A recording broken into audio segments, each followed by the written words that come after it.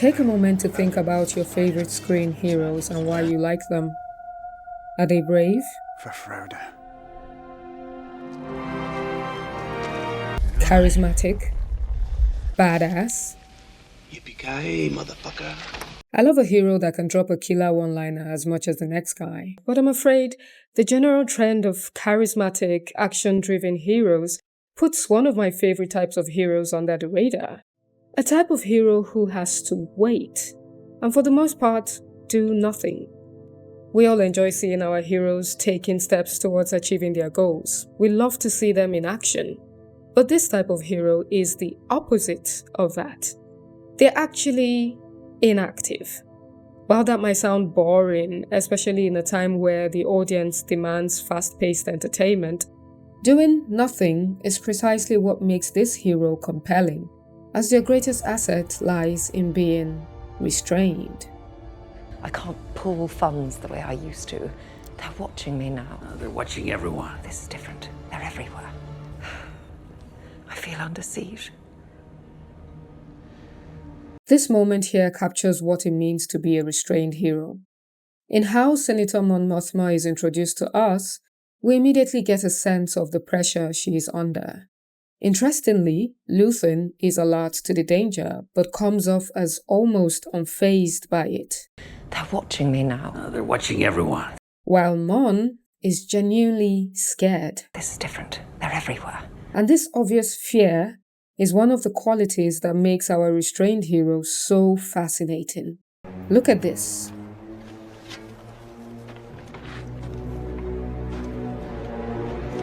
My name is Maximus Decimus Meridius, father to a murdered son, husband to a murdered wife, and I will have my vengeance, in this life or the next.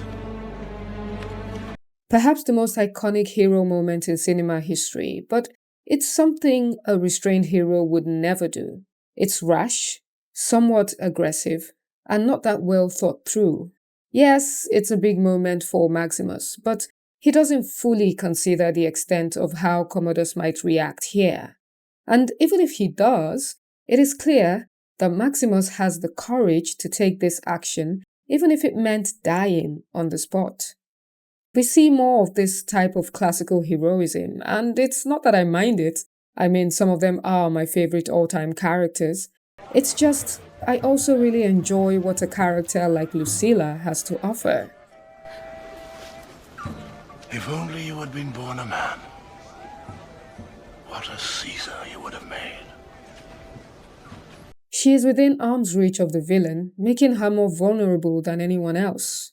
She doesn't have the luxury of publicly declaring vengeance on the Emperor, or the ability to wield a sword and fight her way out of the arena. And while those actions are undeniably epic, she doesn't need them. In fact, the restrained nature of Lucilla's character services the plot in ways a courageous, kinetic hero like Maximus simply can't. Through Lucilla, we are forced to experience the extent of Commodus's depravity on an uncomfortable interpersonal level.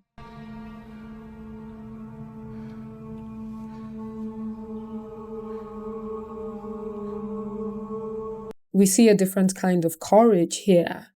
One that involves learning how to stay close to one's enemies, breathing the same air, until you can find a way to use them.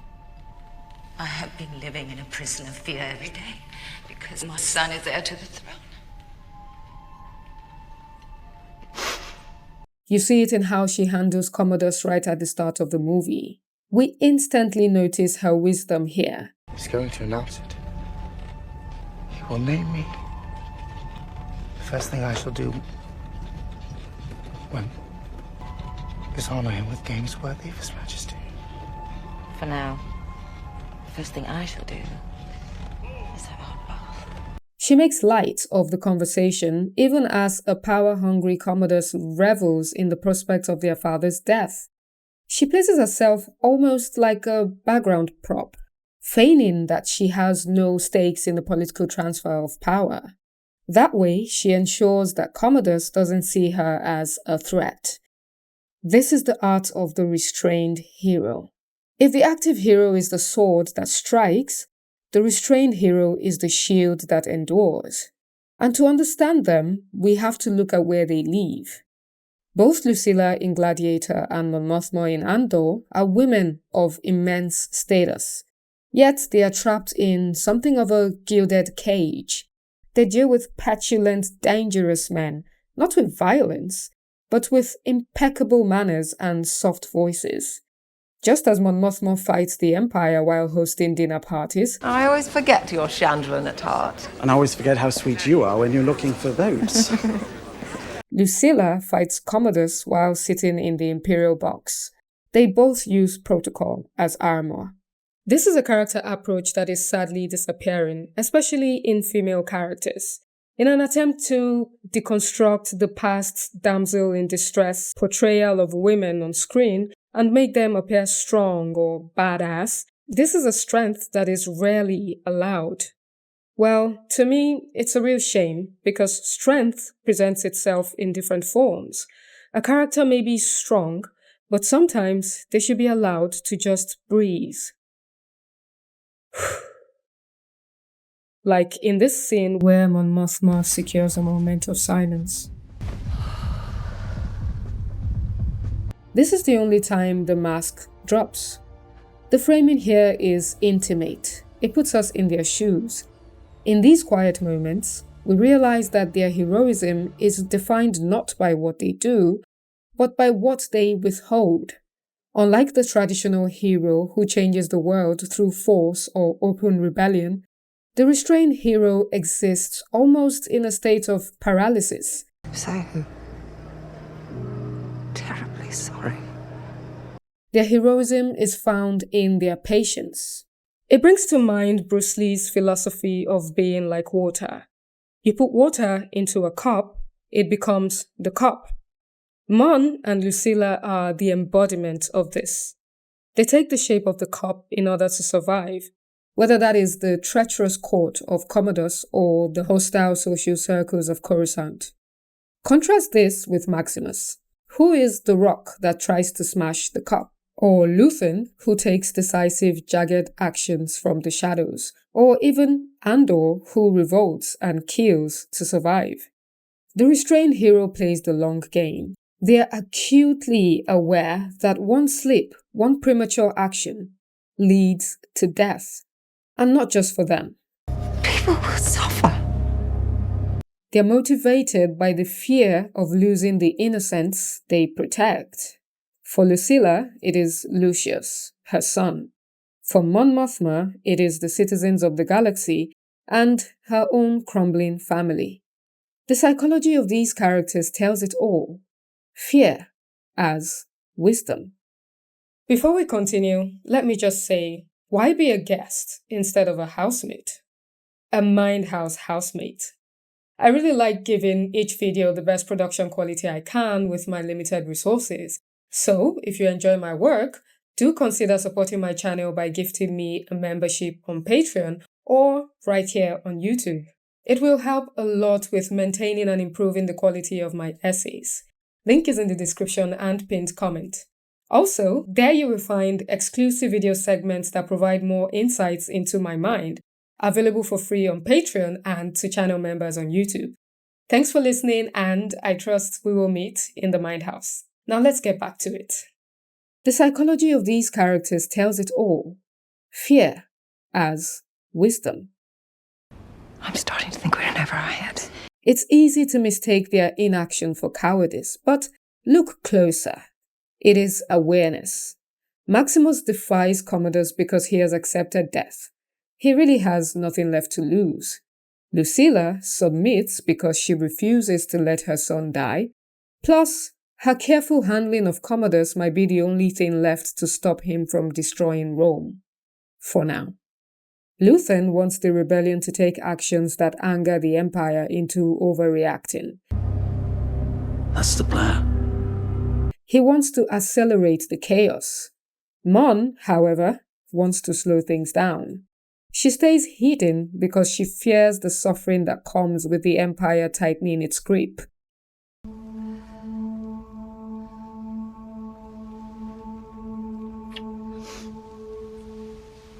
Hail Caesar. It takes a specific kind of agony to smile at the man who killed your father. Look at this shot. The camera focuses on her trembling lip, but her eyes are dead still. She knows he murdered Marcus Aurelius, but she doesn't react. She just submits. This is the mask. In that split second of submission, Lucilla saves herself, and she saves Lucius. This is a quiet martyrdom. The restrained hero swallows their pride daily. Since they cannot use swords, they use social engineering. They are masters of the finesse. Smile. I've learnt from Palpatine. I show you the stone in my hand, you miss the knife at your throat. They weaponize soft power. And this creates a fascinating, often tense dynamic with the active hero. The active hero judges the restrained hero for their inaction. They see compliance, but they miss the strategy. Life is more simple for a soldier. Or do you think me heartless? I think you have a talent for survival. As you see here, Maximus implies her survival is a lack of conviction. But in Andor, this dynamic is flipped. It is our restrained hero, Mon Mothma, who judges the active hero, Luthen, for his deceptive actions. I'm not sure what you're saying. How nice for you.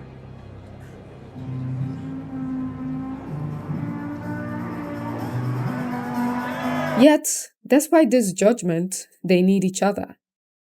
The restrained hero could serve as a conscience for an active hero like Luthen, who might put humanity aside for the sake of the goal. But more frequently, the active hero doesn't realize the restrained hero's proximity to the villain is often what keeps the rebellion alive. Because they appear compliant, they become invisible. I call this the furniture effect. Villains like Commodus or the Empire view these characters as harmless fixtures. They are possessions, furniture. And because of their overlooked, they gather high-level intelligence. While Maximus is fighting for his life, Lucilla is right there in the lion's den. She hears Commodus's insecurities, his plans for the Senate, his mental state. She feeds this intel to the senators later. They embrace him like he's one of their own. Her wise response here The mob is fickle, brother. He'll be forgotten in a month. prompts Commodus to divulge his plan. No, much sooner than that. It's been arranged. She manipulates him by telling him exactly what he wants to hear. You see this same spy in the house mechanic in Andor. You're gambling again. Yeah, Mon Mothma is constantly being watched, but she isn't haunted like Cassian. She uses her visibility as a shield. She provides Luthen with intel on Senate meetings that he could never get through Bogs or spies. She is the Trojan horse in the Senate. It's a lie. The Mon Mothma people think they know. It's a lie. It's a projection. It's a front. Because as long as everyone thinks I'm an irritation, there's a good chance they'll miss what I'm really doing. And it all comes at great sacrifice. But perhaps what I love the most about the restrained type of hero is their mystery in capacity. The audience is often kept in the dark about what threat our restrained hero truly possesses. With the active hero, it is mostly true that what you see is what you get. You're lying. I could always tell when you were lying because you were never any good at it. I never acquired your comfort with it. It's not the same feeling as, for example, the first time we see General Iroh in Avatar: The Last Airbender show his true bending power when he redirects lightning to save Zuko. Here is a man who spent most of the series drinking tea, playing board games, and managing his hot-headed nephew. We think he's just a passive observer. It just hits different when you slowly start to peel back the layers and see what a character like Iroh, or even a partially restrained hero like the BBC version of Merlin who has to hide his magic to survive in Camelot, is truly capable of. But not every restrained hero gets that eventual power reveal arc. And that's the beauty of it.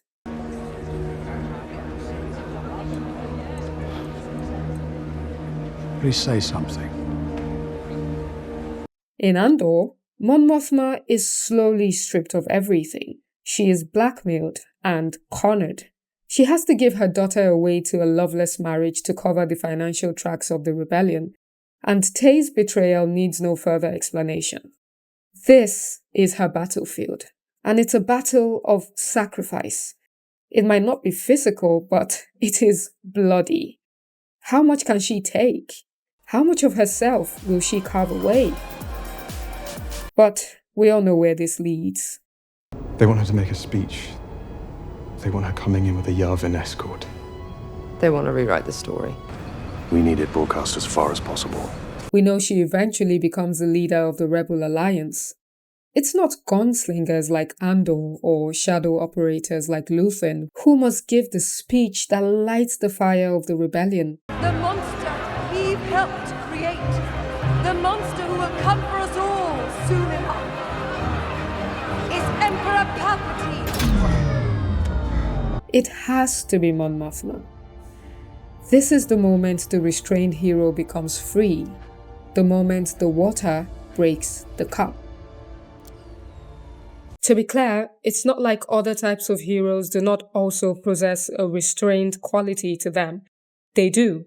The difference is it's more of a tool they utilize when needed than it is their essence. Characters like Iroh and Merlin start out as restrained heroes, but eventually transform into active heroes. But Mon Mothma and Lucilla remain what they are. The restrained hero is a figure of survival, defined by the wisdom to endure rather than the strength to conquer. This is their essence. Motivated by fear, they utilize soft power, deception, and proximity to the villain to dismantle tyranny from the inside. They are the silent shield to the active hero's sword. And in a cinematic landscape dominated by loud voices and explosive characters, I think we can learn a thing or two from the ones who know the value of silence. Is that it? No, but I'll be in the Mind House if you care to join me.